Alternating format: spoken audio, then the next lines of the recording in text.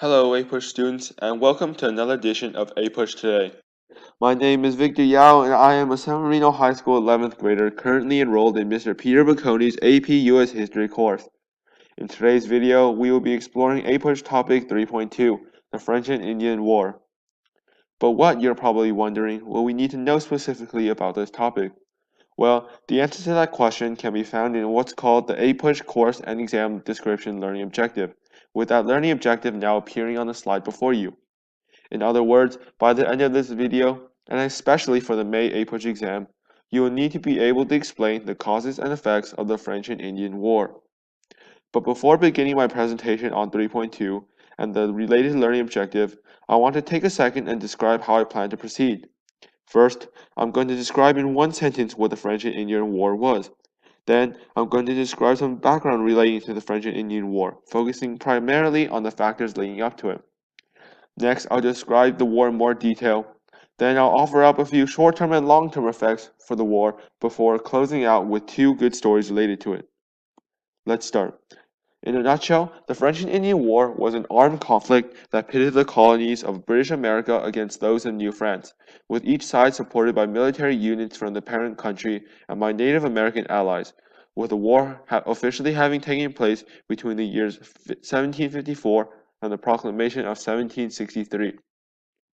Prior to the war, British colonists lived on the east coast of the North American continent, while the French were in an area of land known as the Ohio River Valley. For the most part, the French people in North America were temporary settlers and also had good relationships with the Indians. They were in the Ohio River Valley because of its great fur trade. On the other hand, the majority of the British colonies depended on an agricultural-based community for survival, and they planned on permanent settlement, though with time, they increasingly also hoped to settle in the Ohio River Valley.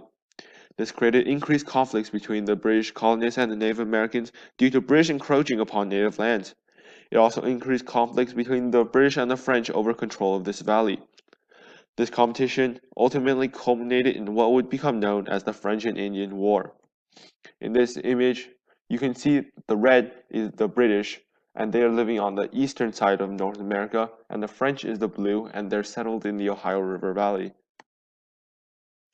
So now, having described the French and Indian War in a single sentence, and also describing the factors that led up to it, it's time for us to explain the causes and effects of the French and Indian War.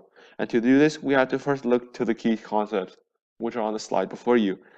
These concepts say the competition among the British, French, and American Indians for economic and political advantage in North America culminated in the 7 Years' War, aka the French and Indian War, in which Britain defeated France and allied American Indians. British achieved a major expansion of its territorial holdings by defeating the French, but at tremendous expense, setting the stage for imperial efforts to raise revenue and consolidate control over the colonies. After the British victory, imperial officials' attempts to prevent colonists from moving westward generated colonial opposition, while native groups sought to both continue trading with the Europeans and to resist the encroachment of colonists on tribal lands. And now, in our own words, the French and Indian War was sparked by dissent between the French and English over control of the Ohio River Valley. The war had several immediate impacts on both Britain and its American colonies. Upon their defeat, the French ceded a large portion of its territory, including all land east of the Mississippi River, to the British, giving British colonists a large territorial expansion into the Midwest of North America. The Spanish also ceded Florida to Britain. The French and Indian War was the first time the colonists worked together for a common goal, setting up the stage for teamwork during the Revolution. However, not all of the short-term benefits were beneficial to the British.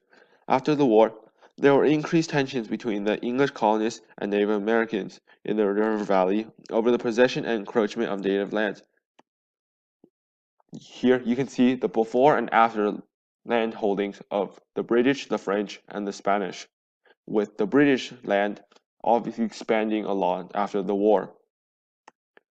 One notable conflict was Pontiac's Rebellion, where a confederation of Native American tribes who were unsatisfied with British policies in the Great Lakes region following the French and Indian War launched attacks against British soldiers and settlers in an attempt to drive them out. While the Native Americans were unsuccessful in truly driving out the British, it led to modifications in the policies that led to this conflict in the first place. One effect of Pontiac's rebellion was the issuing of the Proclamation of 1763 by the British king. This prevented colonial expansion westward of the Appalachian Mountains in order to maintain good relationships with the Native Americans and protect them from colonist attacks. But this resulted in widespread indignation among the colonists. In order to enforce the proclamation, 10,000 British troops were sent to the colonies, with the Stamp and Sugar Acts covering the costs. Even so, the proclamation was ignored by the colonists, and it did little to stem the flow of westward expansion. The French and Indian War also had long-term effects on the country. The most important of these effects is the increased animosity from the colonists against the British. Funding the war had increased Britain's national debt, and Britain decided to make the colonists pay for most of it. It implemented taxes such as the previously mentioned Stamp and Sugar Act, and others such as the Quartering Act. These acts were the start of the famous no taxation without representation period, as the colonists had no say in any of these taxes and could only watch as more and more taxes were piled on them. As the British continued to issue more taxes without acknowledging the protests of the colonists, the general anger and dissent of the colonists sparked talk of separation from Britain and the beginning of the Revolutionary War. Now I'll talk about two more super interesting stories relating to the French and Indian War. The first story having to do with an incredibly famous political cartoon by Benjamin Franklin, with this cartoon drawn during the war and depicting a snake that is cut up into 13 different pieces, which signifies the different colonies. The cartoon was titled Join or Die, and it was meant to unite the colonists in an effort to fight off the French and their Indian allies during the war. It also tried to convince the British government to support a unified colonial government in America. While the cartoon did not manage to accomplish this goal, the image was so powerful and persuasive that before the Revolutionary War, many colonists repurposed it as a symbol of their unity against the British king and British rule. Here, on the slide before you, you can see a picture of the cartoon. Another result of the war was the creation and rise of the Cajuns. The Catholic residents of French-speaking Acadia, which was composed of portions of the present-day Canadian provinces of Nova Scotia, New Brunswick, and Prince Edward Island, had pledged neutrality in the war. Even so, the British feared that they would be a problem, and so beginning 1755, the British expelled thousands of Acadians from their homes. Refugees fled to the American colonies and France, but starting in the 1760s, they mainly began settling in the French-controlled Louisiana. There, the name Acadian changed into the name Cajun, and President Cajuns are descendants of these French and Indian War refugees.